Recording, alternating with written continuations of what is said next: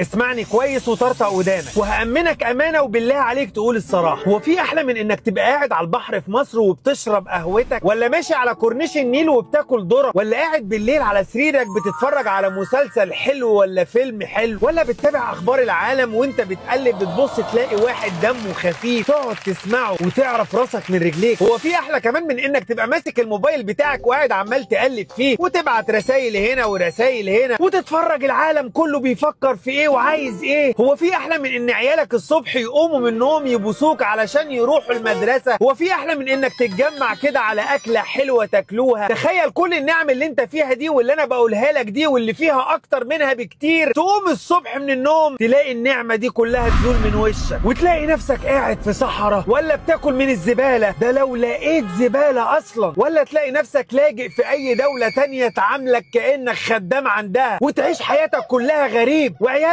اللي كانوا بيصحوا من النجمه وتعمل لهم سندوتشاتهم ويروحوا المدرسه مش هيبقى في مدرسه، حتى اللقمه اللي كنت بتعملها لهم الصبح سندوتشات مش هيلاقوها، ساعتها هتتمنى انك تقطع حتت من جسمك عشان تديها لهم، ده غير انك تلاقي اعز حبايبك بيموت قدام عينيك، وممكن انت في يوم من الايام تكون واحد منهم. في ايدك نعم كتير ربنا اداها لك، واهمها ارضك اللي مش هتحس بقيمتها الا لما تروح منك وياخدها منك كلاب السكك، الكلاب والخرفان اللي كنت بتسقف لهم وتقول لهم الله برافو يا رجاله، بحييكم على الجراءه اللي انتوا فيها. ما هو الترند دلوقتي واللقطه بقت بتتاخد للي يقف قدام بلده، اللي يقف قدام جيشه، بتبقى ساعتها شجاع دكر يالا، ولما تدافع عن الارض والعرض عشان ما يروحوش منك زي ما راحت من ناس كتيره واتحصروا، بتبقى ساعتها عبيد البياده، بتبقى ساعتها معرض، بتبقى ساعتها لجنه، ساعتها احنا بنستحمل كل الكلام ده علشان احنا متاكدين ان احنا في حرب وبدات من زمان، مش حرب سلاح بقى ودبابات وطيارات والكلام ده، حرب فكر،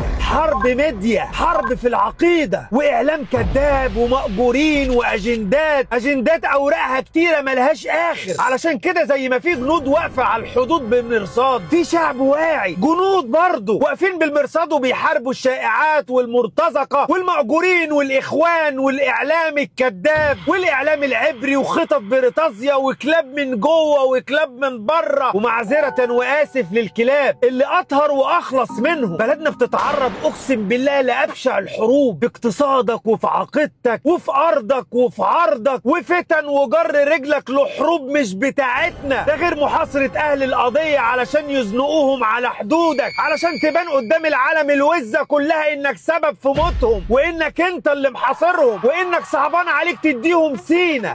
اللي تحتها مليون خط واللي العين عليها، علشان بعد كده لا يبقى في قضيه ولا في سينا، وده حلمهم الكبير. بيتهيالي الكلام اللي انا قلته كله من بدايه الفيديو لحد دلوقتي لا في تعريض ولا في لجان ولا في عبيد بياده، لان الكلام ده كله واضح ومرئي للجميع، واللي ما يشوفش من الغربال يبقى ابن وزه وابن نعجه وليته مش سالكه وفيها جلطه. ما تيجوا كده لو انت زعلان من بلدك في حاجه نرمي مشاكلنا وزعلنا من البلد دلوقتي، وانا مش معنى كلامي بقول لك ما تزعلش، من حقك تزعل وكلنا اكيد في حاجات ممكن تزعلنا، بس الوقت ده مش وقت قمص. اعتبر يا سيدي، اعتبر، انا بقول لك اعتبر مصر دي امك، وهي دلوقتي في العنايه المركزه ولسه يا عيني بتتعافى من تعب السنين اللي فاتت كلها، وانت في يوم من الايام كنت زعلان منها، هتفضل تحت رجلها لغايه ما تفوق بالسلامه وبعدها تعاتبها وتقول لها زعلان منك، ولا هتقف مع الناس اللي عايزين يتسحبوا على اوضتها ويدخلوا يشيلوا من عليها جهاز التنفس الصناعي؟ يعني انت كده عامل زي اللي شارك في قتل امه، فلو ماتت هتلاقي حضن تاني يطبطب عليك ويستحمل قرفك وبلاويك اللي بتعملها؟ ما هو الانسان خطاء حتى لو كانت في يوم من الايام كانت قاسيه عليك. اجهز يا بطل والبس المموه في عقلك وحارب كل اللي عايزين يشيلوا جهاز التنفس الصناعي من بلدك، خليك واعي وشيروها له.